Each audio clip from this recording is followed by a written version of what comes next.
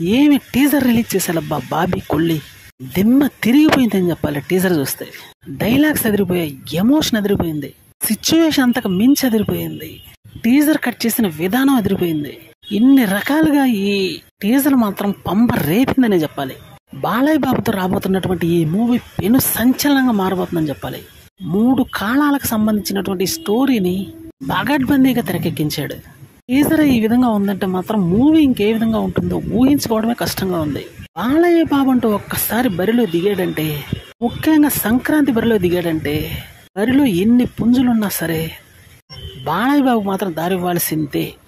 ఆకాశమే హద్దుగా ఈ మూవీ అయితే రంగంలోకి భారీ స్థాయిలో దిగబోతుందని చెప్పాలి. ఈ మూవీకి అయితే అసలు బౌండరీస్ అంటూ లేవనే చెప్పాలి. బాబీ కొల్లి రాసుకున్నటువంటి స్టోరీ దిమ్మ తిరిగిపోయేలా ఉందని చెప్పచ్చు. వాల్తేరు వీరయ్యతో సృష్టించినటువంటి ప్రకంపనలు అయితే ఇంకా చల్లారక ముందే ఇప్పుడు మళ్ళీ బాలయ్య బాబుతో మరో అద్భుతమైన భూకంపం సృష్టించబోతున్నాడు. కరెక్ట్గా సంక్రాంతి బరిలో దిగుతున్నాడంటే మూవీ ఎంత పవర్ఫుల్గా ఉండాలో అంతకు మించి మరి ఉంది. బాలయ్య బాబుకి ఇది మాత్రం ఒక మరిచిపోలేని బ్లాక్ బస్టర్ అని చెప్పాలి. పోయినసారి వాల్తేరు వీరయ్యకి ఇచ్చాడు, ఈసారి బాలయ్య బాబు వంతు.